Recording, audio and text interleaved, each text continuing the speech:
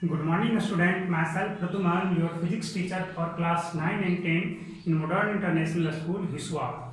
Today's our topic is for class 10 from unit 2, magnetic flux, Faraday's laws of electromagnetic induction and Fleming right hand rule. First of all, you have to know about magnetic flux. In previous class, just I have discussed about electromagnetic induction. What is electromagnetic induction? This is a phenomenon. This is a phenomenon observed by Michael Faraday in 1831. In 1831, in this phenomenon, any conductor is placed in a variable magnetic field, or a conductor is moving in a magnetic field, then an EMF is induced across the end of the conductor. This phenomenon is known as electromagnetic induction. Simple सा है, कुछ तो ज़्यादा था नहीं इसमें. Electromagnetic induction, जब भी आप किसी कंडक्टर को वेरिएबल मैग्नेटिक फील्ड में आप रखते हो, तब उसके दोनों एंड पे एक ईएमएफ इंड्यूस हो जाता है, और अगर दोनों एंड से किसी सर्किट को कनेक्ट कर देते हो तो उस सर्किट से करंट पास करने लगता है, जैसा कि आपने गैल्वेनोमीटर में आपने देखा था. That current is called induced current. Today's magnetic flux. What is magnetic flux? Magnetic flux, the number of line linked with a surface area is called magnetic flux. The number of magnetic field line linked with a surface area of the conductor or any plane is called as the magnetic flux. कुछ है नहीं आपको, जैसे अब इसके बारे में बता देता हूँ कि सपोज ये क्या है, हमारे पास कोई सरफेस एरिया है ना. यहाँ पे क्या है, हमारा कोई मैग्नेट है, तो यहाँ से मैग्नेटिक फील्ड तो प्रोड्यूस हो रहा है. That means magnetic field line भी जनरेट हो रहा है. बहुत सारे मैग्नेटिक फील्ड लाइन आपको जनरेट हो रहे हैं, है ना. तो अब सवाल ये है कि मैग्नेटिक फ्लक्स को कैसे समझा जाए. तो जान रहे हो कि magnetic field line is an imaginary line, hypothetical line that can be only be महसूस किया जा सकता है, इसे हम लोग देख नहीं सकते. देखो यहाँ से मैग्नेटिक फील्ड लाइन प्रोड्यूस हो रहा है, जैसे ये रहा आपका, यहाँ से देखो इस तरह से, है ना. Large number of magnetic field line, है ना. अब देखो इस मैग्नेटिक फील्ड लाइन में अगर हम इसको ले जाएं तो कुछ तो स्ट्राइक करेंगे इससे. तो जितने मैग्नेटिक फील्ड लाइन इससे स्ट्राइक किए, इससे टकराए, इससे लिंक हुए, that number of magnetic field line is called as flux due to this flux linked on this surface area. आगे समझ में. Number of magnetic field line linked on a surface area is called magnetic flux. देखो पास में ले जाएंगे तो क्या होगा, फ्लक्स का अमाउंट बढ़ जाएगा, फ्लक्स का अमाउंट बढ़ जाएगा, है ना. तो इसके बारे में भी आपको इलेक्ट्रोमैग्नेटिक इंडक्शन से जोड़ दिया जाता है. इसको भी इसमें क्या है, rate of change of magnetic flux, rate of change of magnetic flux through a coil is directly proportional to induced EMF, है ना. अब जरा सोच लो कि हमने बताया क्या आपको इसके बारे में, कि जैसे पिछली क्लास में बताया गया था कि एक कंडक्टर है इस तरह से. चलो इसमें बहुत सारे कॉइल्स हैं, है ना. यहाँ पर क्या किया गया, ये आपको यहाँ पर हमने गैल्वेनोमीटर ले लिया इस तरह से, या कोई छोटा सा बल्ब भी ले सकते थे हम लोग, है ना.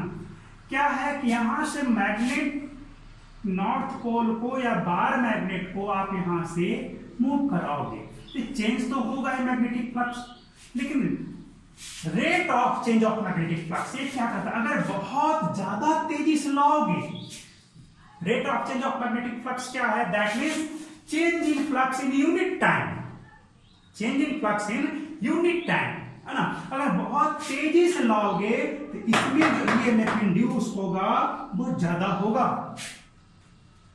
वही कह रहा है ये कि the EMF induced across the end of the conductor is directly proportional to rate of change of magnetic flux. Generator कभी आप चलते देखे होंगे, जरा गौर करना, जब उसे चलाया जाता है तो जब वो स्लो मोशन में रहता है तो क्या देखोगे कि आपका जो बल्ब का जो लाइट है वो थोड़ा कम रहता है। रेड वाला बल्ब पहले 100 वाट का जलाते थे, उसमें आप देखोगे गौर करके कि थोड़ा कम लाइट दे रहा है, थोड़ा कम लाइट दे रहा है। लेकिन जैसे ही उसका स्पीड को बढ़ा दिया जाता है क्या होता है, लाइट बढ़ जाता है। फिर ऐसा क्यों हुआ, कम लाइट क्यों दे रहा था? क्योंकि उसको वोल्टेज कम मिल रहा था, ईएमएफ उसको पोटेंशियल डिफरेंस कम मिल रहा था। लेकिन जैसे ही स्पीड को बढ़ा दिया गया, अब क्या हुआ, ज्यादा लाइट देने लगा। क्यों? यही कंसेप्ट वहां पर भी लगता है, rate of change of magnetic flux is directly proportional to induced EMF. That means आपका पहले 1 सेकेंड में 50 राउंड लगा रहे थे, चलो 1 सेकेंड में 50 राउंड, चलो हम 30 राउंड लगा रहे थे, अब 1 सेकेंड में 50 राउंड लगाने लगा तो मैग्नेटिक फ्लक्स तो बहुत ज्यादा चेंज करने लगा जी। जैसे यहां से ये आपका बार पोल है, मैं जनरेटर में बताऊंगा इस चीज को। यहां से कॉइल पास कर रहा है 1 सेकेंड में, अभी आपका 20 बार पास किया। अब यहां से 1 सेकेंड में 30 बार पास करेगा तो उस केस में इसके एंड पे ज्यादा ईएमएफ जनरेट होगा। That is called directly proportional to rate of change of magnetic flux. This induced EMF is directly proportional to rate of change of magnetic flux. ठीक है, इस तरह से आगे क्या है,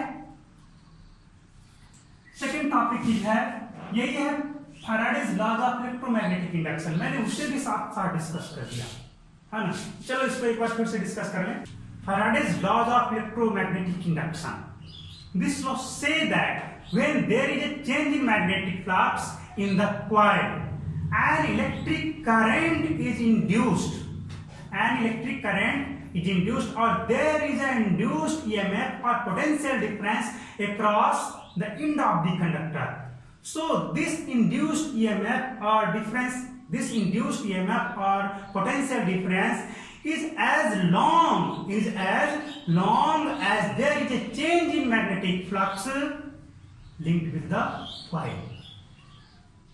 कहने का मतलब ये हुआ कि ये जो मैग्नेटिक फ्लक्स जो है आपको जो इससे लिंक कर रहा है, किससे लिंक कर रहा है, तो जो कॉइल से लिंक कर रहा है मैग्नेटिक फ्लक्स, वो जितना ज्यादा देर तक आपको लिंक करेगा, हमारा पोटेंशियल डिफरेंस जो है, ईएमएफ जो है, उतना ही ज्यादा प्रोड्यूस होगा। जितना ज्यादा कॉइल से हमारा लिंक करेगा उतना ही ज्यादा पोटेंशियल डिफरेंस हमारा मिलेगा, है ना।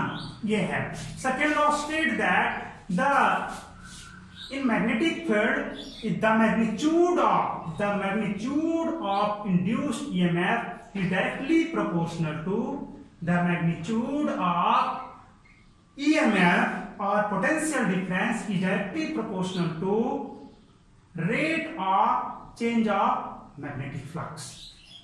Rate of change of magnetic flux इसे मैंने थोड़ी देर पहले डिस्कस किया था, है ना। अब आपका आ जाता है Fleming's left hand rule, sorry right hand rule. Fleming right hand rule is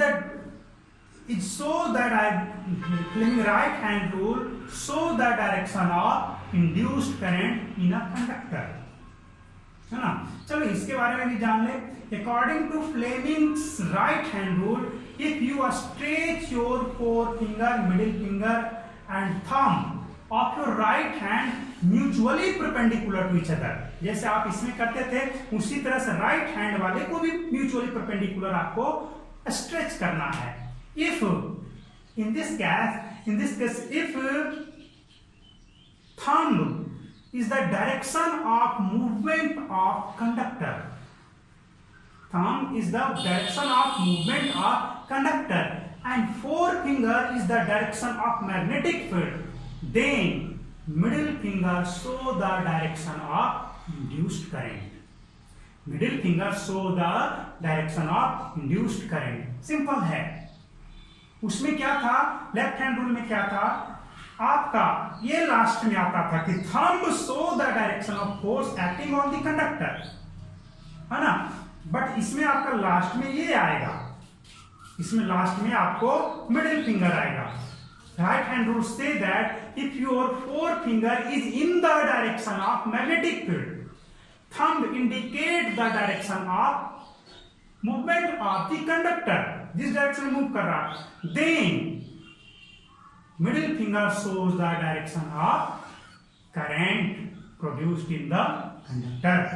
तो ये था हमारा फ्लेमिंग्स राइट हैंड रूल, है ना।